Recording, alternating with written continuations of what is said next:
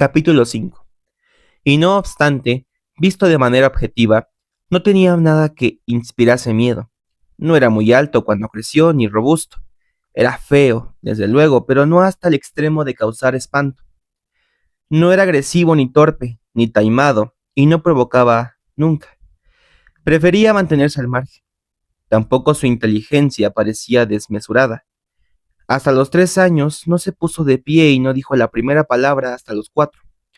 Fue la palabra pescado, que pronunció como un eco en un momento de repentina excitación cuando un vendedor de pescado pasó por la rue de Charon anunciando a gritos su mercancía. Sus siguientes palabras fueron pelargonio, estalo de cabras, versa y Jacques-Laureur, nombre este último de un ayudante de jardinero del contiguo convento de las Filles de la Croix, que de vez en cuando realizaba trabajos pesados para Madame Gaillard, y se distinguía por no haberse lavado ni una sola vez en su vida. Los verbos, adjetivos y preposiciones le resultaban más difíciles, hasta el sí y el no, que por otra parte tardó mucho en pronunciar. Solo dijo sustantivos, o mejor dicho, nombres propios de cosas concretas, plantas, animales y hombres, y solo cuando esas cosas, plantas, animales u hombres, le sorprendían de improviso por su olor. Sentado al sol de marzo sobre un montón de troncos de haya que crujían por el calor, pronunció por primera vez la palabra leña. Había visto leña más de 100 veces y oído la palabra otras tantas y, además, comprendía su significado porque en invierno le enviaban muy a menudo en su busca. Sin embargo, nunca le había interesado lo suficiente para pronunciar su nombre, lo cual hizo por primera vez aquel día de marzo, mientras estaba sentado sobre el montón de troncos, colocados como un banco bajo en el tejado saliente del cobertizo de Madame Gaillard, que daba al sur. Los troncos superiores tenían un olor dulzón de madera chamuscada. Los inferiores olían a musgo, y la pared de abeto rojo del cobertizo emanaba un cálido aroma de resina. Grenouille, sentado sobre el montón de troncos con las piernas estiradas y la espalda apoyada contra la pared del cobertizo, había cerrado los ojos y estaba inmóvil. No veía, oía ni sentía nada. Solo percibía el olor de la leña, que le envolvía y se concentraba bajo el tejado como bajo una cofía. Aspiraba este olor, se ahogaba en él, se impregnaba de él hasta el último poro, se convertía en madera, en un muñeco de madera, en un pinocho, sentado como muerto sobre los troncos hasta que, al cabo de mucho rato, tal vez media hora, vomitó la palabra madera. La arrojó por la boca como si estuviera lleno de madera hasta las orejas, como si pugnara por salir de su garganta después de invadirle la barriga, el cuello y la nariz. Y esto le hizo volver en sí y le salvó cuando la abrumadora presencia de la madera, su aroma, amenazaba con ahogarle. Se despertó del todo con un sobresalto, bajó resbalando por los troncos y se alejó tambaleándose, como si tuviera piernas de madera. Aún varios días después, seguía muy afectado por la intensa experiencia olfatoria, y cuando su recuerdo le asaltaba con demasiada fuerza, murmuraba madera, madera, como si fuera un conjuro. Así aprendió a hablar. Las palabras que no designaban un objeto oloroso, o sea, los conceptos abstractos, ante todo de índole ética y moral, le presentaban serias dificultades. No podía retenerlas, las confundía entre sí, las usaba, incluso de adulto, a la fuerza y muchas veces impropiamente. Justicia, conciencia, Dios, alegría, responsabilidad, humildad, gratitud, etc. Expresaban ideas enigmáticas para él. Por el contrario, el lenguaje corriente habría resultado pronto escaso para designar todas aquellas cosas que había ido acumulando como conceptos olfativos. Pronto no olió solamente a madera, sino a clases de madera, arce, roble, pino, olmo, peral, a madera vieja, joven, podrida, mohosa, musgosa, e incluso a troncos y astillas individuales y a distintas clases de renciados.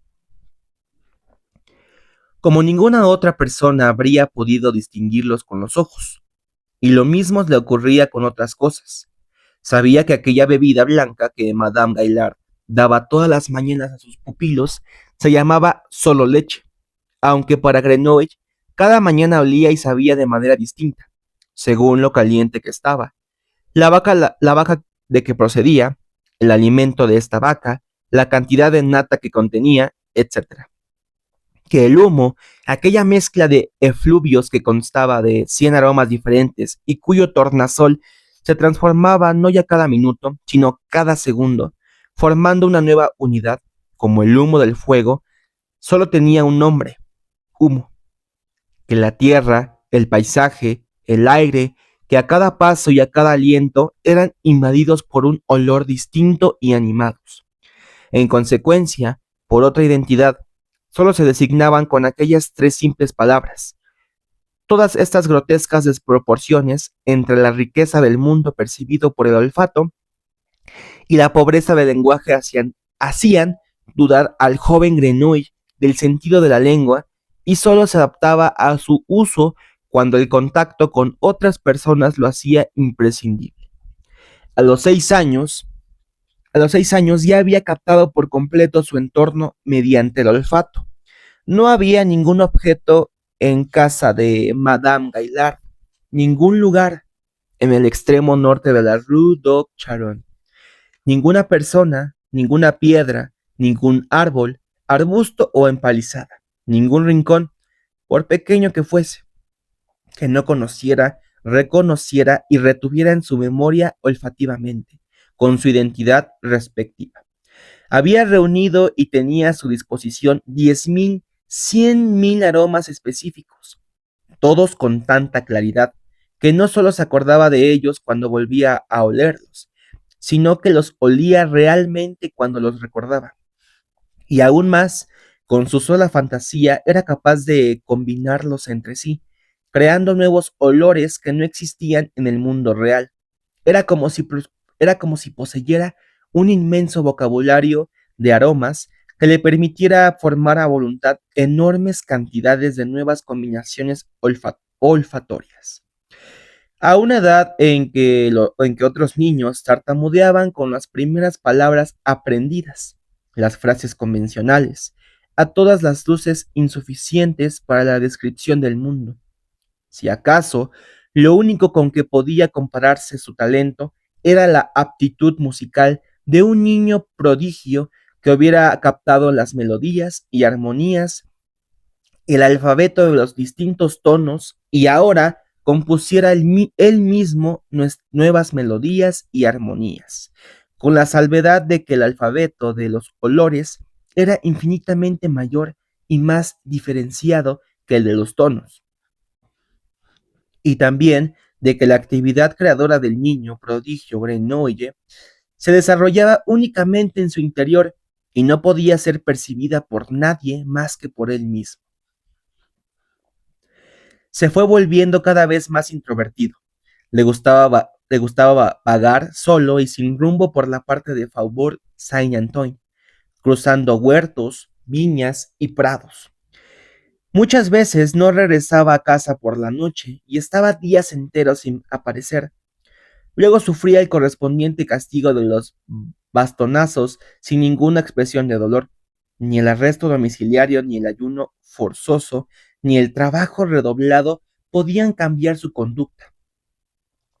La asistencia esporádica de 1 año y medio a la escuela parroquial de Notre-Dame-de-Bons-Secours no produjo un efecto aparente. Aprendió a deletrear y escribir el propio nombre, pero nada más. Su maestro le tenía por un imbécil. En cambio, Madame Gaillard se percató de que poseía determinadas facultades y cualidades que eran extraordinariamente, por no decir sobrenaturales.